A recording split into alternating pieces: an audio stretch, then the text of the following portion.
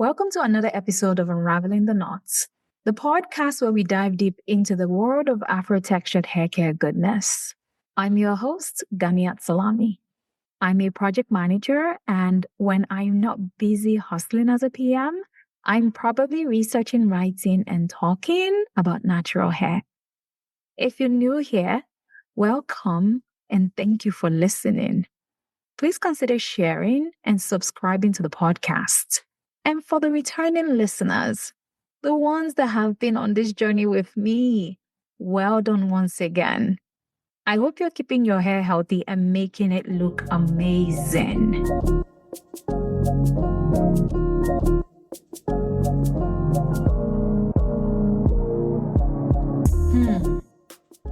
I'm so positive that today's episode is going to be an interesting one because I'm here with my good friend, someone who I share similar interests with. Right here with me is someone whose approach to beauty feels like a breath of fresh air, calm, intentional, and rooted in science. Welcome my guest, Dr. Tracey. It's a pleasure to have you here. Thank you. Happy to be here. Awesome. So, Dr. Tracey, can you please introduce yourself to our listeners? Sure. So I'm Dr. Tracey Hicks-Kearse, founder, CEO, and chief chemist of AcARRE. And I guess a little bit about me, I would say I'm a chemical engineer, been in the beauty industry like 22 years now, developing products, everything from skincare, hair care, to polymer gels. And that is what has brought me to creating my own brand, AcARRE. That is all about rebalancing the microbiome for healthy scalp and skin. I've tried Dr. Tracey's products and I absolutely love the fact that they are mild and basically just helps invigorate your skin. So that is your cue to go and get AcARRE. And I'll share the link at the end of the show. So before we dive into serious discussions, can you tell us what's your hair journey been like so far? Just all of my life. What are you comfortable sharing? Yeah. I'd say my hair journey has been interesting. I have two sisters, but I had a mom that was not, I would say, well-versed in doing hair, meaning if I wanted French braids, one would be under-braided and one would be over-braided. So we didn't really match well from that perspective. And I taught myself how to do hair. Actually like doing hair for the neighbors in order to practice and get better. And then I actually did hair in college as a way to make some money, actually. So I have, I guess I would say, very diverse when it comes to hairstyles and techniques and trying things from almost completely shaved off to, extensions and color. So there's been a lot in between. But as of right now, it's been probably maybe almost 20 years as far as like just being natural hair care. Yeah. What made you decide to go natural, by the way? I wanted less work. At least I thought it was less work to be natural. Instead of having to worry about like, okay, I have new growth or the dye has grown out. Now I need to go get my roots touched up. Where, with natural hair, as far as like less products, but keeping things, my hair hydrated and cleaned. But then, there's a lot of products out there that you have to do, trial and error in order to figure out what actually works. And then there are the different hair types and, determining what hair type you have to make sure you're using the right product. So, yeah, and I don't want to say anything was ever difficult. It was just a learning process, but the fact that I worked on hair care products helped. That is amazing. And I did not know that you actually know how to do hair. I need to set up an appointment with you. Right? Yeah. That's amazing. I think it's usually wonderful. As you said, you have the experience actually making people's hair and even yours, but then Mhm. you are in a unique position in that you also make hair care products. That's amazing. I don't Yeah. think I've seen a lot of people like that. Okay. I don't think I've met a lot of people like that. That's wonderful. So now, Tracy, before we get into your brand, I want to ask you personally. You come from a long line of entrepreneurs. Your grandmother was an entrepreneur, your parents, your aunts, even your sister. Hmm. And I know you're building something that feels very true to you. But then I'd like to know, what does it feel like doing entrepreneurship as someone who comes from a long line of entrepreneurs? Does it come easy? I would say it comes easy from the fact that I have some people to talk to, to brainstorm with so they can understand where I'm coming from that perspective when it comes to the business side of things. But when it comes to like actually products, that essentially is like all me, because nobody else is in the beauty industry. Everybody else just wants to play. So I have a lot of testers, but from that perspective, it definitely it comes easy from that part. Yeah, because then I can just bounce off of them too with if I want to get certain certifications, that they may already have, then I, have direct insight as to how to do those things. I have to say, you are so lucky to have Yeah. a rich backbone of entrepreneurs as family. I feel like that is a major advantage for anyone. You're right. Like being a business owner, especially if you're doing it by yourself, can feel alone. Like it can be Hmm. very lonely, excuse me.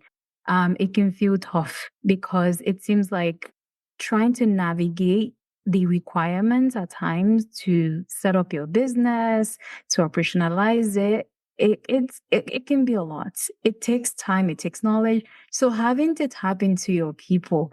Normally people say network, okay, like, no, no, no, it's my family. That is amazing, I have to say. Okay. I also wanted to understand what inspired you to step into the beauty space and create your own path through AcARRE. Yes, but interesting story. When I was younger, watched soaps with my grandmother, soap operas, and there was a fragrance chemist that was actually on the show, and that drew my interest into getting into the beauty space because it was just like, oh wow, people do that. Even though it wasn't, I wouldn't say at that time I was heavily into beauty because I played sports growing up. So just really didn't have time, or it just really wasn't 100% an interest then, when it came to beauty products and the beauty space. But because of what I love between chemistry and math, it was like it allowed me to marry the two, hence the reason why I became a chemical engineer. But that's what brought me into the beauty space from seeing that at a young age that that job actually existed. And that's what actually moved me towards getting like a cosmetic chemist, becoming a cosmetic chemist when I graduated school and a process engineer.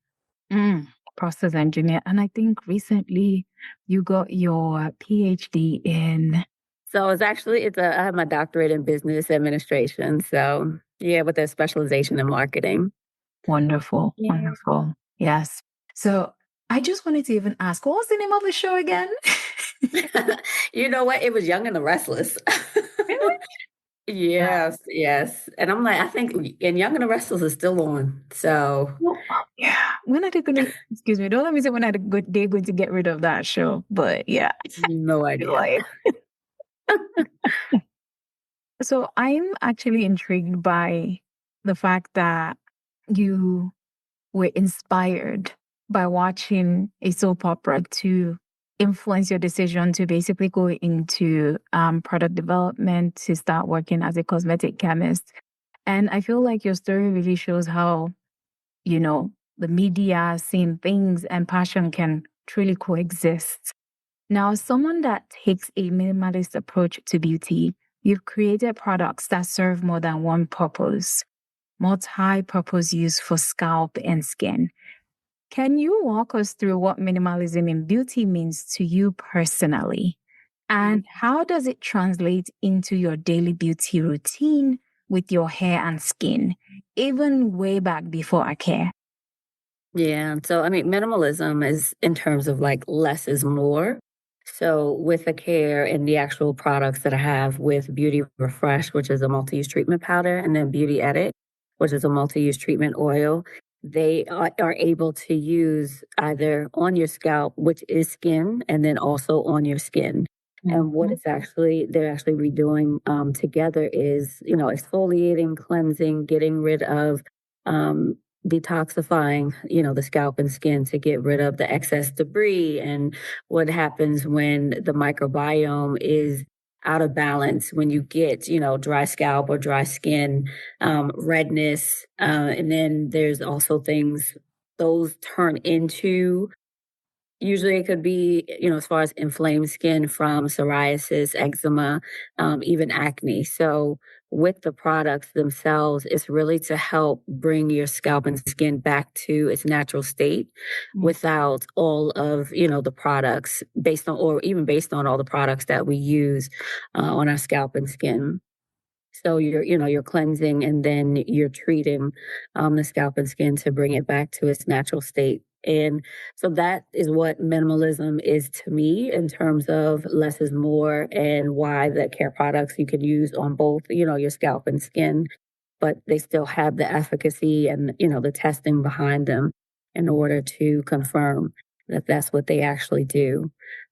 That's really nice, especially in this world where we're told that when you buy more, you get more. Now, one thing I really admire about your work is how much emphasis you place on the microbiome, that delicate ecosystem that keeps our scalp and skin balanced. Why is caring for the scalp microbiome so important? And how does it tie into overall hair health? Yeah, taking care of the microbiome is important because all when the microbiome is unbalanced, that means you have an unbalanced amount of good and bad bacteria. So when you have more bad bacteria, that's when the imperfections happen. So it's the outermost layer of the scalp. So it's very important to treat that in order to bring the microbiome back into balance with an equal balance of good and bad bacteria in order to bring it back to its healthy state to then help, with healthy hair growth. Hmm. Yeah, it's funny that you talked about good and bad bacteria. I think whenever most of us hear about bacteria, what comes to mind is infection, right? Mhm. Disease. However, that's not the case. So, yes, Dr. Tracy, we appreciate you flagging that some bacteria are actually good for you. Right. It's really amazing how much science goes into something we often overlook, like the scalp. So, let me throw this question at you. From your experience in the beauty industry, do you think we're going to see more brands shifting toward this skinification of hair care, meaning caring for your scalp the same way we care for our faces?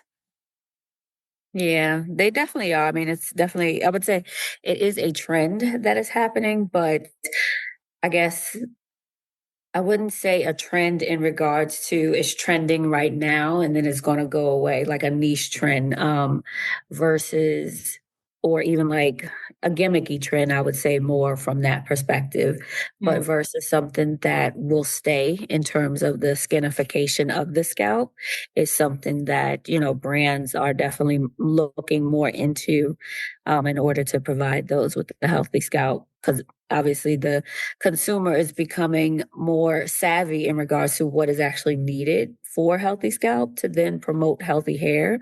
And that's what they're going to be looking more for. Okay, so basically, skinification of the scalp or skinification, excuse me, of hair care is Mhm. no longer something that's aspirational. It is, and it's not should it shouldn't be considered a trend. It's not Right. like a must. People Exactly. need to shift towards that. The industry needs to shift towards that. Customers also need to lean towards that so that they could ensure that if they're trying to grow their hair, right, they're actually taking the better approach, right, to do that. Exactly. Okay. Okay. Sounds good. So you've been in the beauty industry for quite some time, and I can imagine it's hasn't always been easy breaking ground as a Black woman innovating in this space. And you know why I'm smiling? Struggle is real. What are some challenges you faced or are currently facing? Um, I mean, I'm trying to think. I guess some challenges that have been faced is sometimes depending on what teams I have worked with and if everybody, I don't know if I want to say did not necessarily look like me, but then we want to produce products for people like me, but then you're not taking in, the information in order to develop the right products. Let alone testing on the right people as well, or at least testing on enough of the right people in order to produce the products that are needed. So, I mean, obviously, depending on the brand and how well known they are, people will buy into those products. But from a long term perspective, it doesn't last because you didn't take the necessary steps in order to actually appeal to the audience that you want to appeal to. Mm. So, regardless, I guess it's one of those things, regardless of how much experience that one may have, if you're going towards that audience, you need to speak to that audience. Um, Hmm. yeah, yeah. That's actually so true and interesting. And I just wanted to ask you, in your experience, when it comes to testing, for example, hair care products, what hair type has usually been left out? Yeah, usually four, actually, yeah, four. No, say 4A to 4C. And to be honest, I'm like, aren't there more numbers now? Or not even now, but there's always been more numbers that just have not been identified. So even those beyond 4C are being left out because Yeah. nobody is actually speaking to it. Yeah, that's actually unfortunate. And Yeah. I feel like that's why a lot of people with textured hair unfortunately can't really find things that work for them, or even when they do, um, you know, it's usually having to find, for example, smaller businesses Hmm. that are focused on catering to their hair type. Exactly. Yeah. And as much as for our listeners, as much as, you know, there's always this push for people saying, oh, like our products is good for all hair types. I think people need to be a bit cautious. Different hair types have different needs. If you look at how our hair is, Hmm. there are different needs. And I wanted Dr. Tracy to like just highlight, some of those structural needs or some of those structural differences that necessitate different needs for different hair types and why that's important. In terms of like based on the different hair types and then the type of products, whether they are more, say, there's certain products, I'm trying to think how to word this right, because it's just based on like the development of certain products. So, to put it, I guess, in simpler terms, products that are made with water as like the base of the formula, depending on the other types of oils and butters and other ingredients that are in there, are better suited for, say, between like 2 and 3 types of hair, which are more less of a curl and more of a wave, and then get into a soft curl pattern. Whereas one um, with closer to the end of 3 to 4 and 4C would need products with less water in order to actually maintain, the actual patterns and less frizz and more definition. So it definitely varies in the types of it. I would say shampoos and conditioners they aren't all the same because with certain shampoos, you have more slip, which is needed for those with tighter curls in order to relieve, any of the kinks that develop. Whereas the same thing with conditioners. And then it's also depending on the thickness of, the hair, whether or not the type of leave-in that you actually use in order to achieve, the softness, or without weighing the hair down, or without it being like too oily, in order to still give you the body, but no frizz, and just more control of the curl pattern that you have. And then you get into, it's a whole nother element with styling products when it comes to mousse and pomades and gels and even hairspray, for someone that has whether 3A to 4C, those, looking at those and what's actually going to work, but then not leave not give the hold without the hardness, does not, turn into flakes, but still Mhm. last throughout the day. So it varies in terms of, the type of products for the type of hair texture, the density of your hair. Trying to think on what else, the curl pattern that you actually want to achieve. So yeah, it's definitely a lot of trial and error. I was actually talking to someone the other day. They were like, we had a conversation and she wasn't on camera, and she was like, yeah, because I attempted a twist out and it just didn't twist the way that it needed to twist. And I'm like, what products did you use, in order for it to even to even work out? But then it could also be how you're twisting your hair. Exactly. In terms of parting it in sections and twisting it might not be the way to go. It might be twisting it down as if you were braiding it in order to give you the pattern that you need. So it goes from what type of products you use to even how you actually style the hair to get the look that you ultimately want. Yeah. So, no, thank you for highlighting that. Basically, when it comes to thinking about buying products, when you hear the claim, our hair product is good for all hair types, that's a very vague and kind of Yeah. misleading statement. Hmm. Depending on your hair type, you might need more or less moisture, you might need more or less oils. And also, Hmm. depending on what you're trying to achieve, right? You also have to think about these different factors before you determine the right kind of products to use for your hair. So, thank you so much for that information. And before we close, for women listening, we want to make beauty feel more like self care again, but then with simplified routines. What's one piece of advice you have for them? Yeah. I would say, definitely a mask. There's nothing better than just putting a mask on, putting that, whether it's a shower cap, whether it's a plastic bag, and just sitting back, and letting the product do its job. And you're taking that time out for yourself, is the self-care that not only you need, but then that your scalp needs in order to achieve, the ultimate healthy hair. That's wonderful.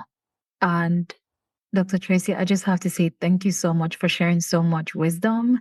Thank One, you. and for reminding us that caring for ourselves doesn't have to be complicated. For people listening and want to learn more about AcARRE and your work, how can they reach you? Sure. So you can actually go whether to the website www.acarre.co or social media across all platforms. It's AcARRE Beauty. That's AcARRE Beauty. And personally, if you want to look for me, that would be Dr. Tracy on the go. So. Yeah, you need to get Dr. Tracy on the go. Thank you so much. If you've enjoyed this episode, share it with your squad. You can always send us a message at utkinhair@gmail.com. DM us on IG at UTK Podcast. One more thing. We will appreciate your rating wherever you get your podcasts and continue to share this podcast with others. Thank you. Signing out, it's Gania, your host. Catch you on the next episode of Unraveling the Knots.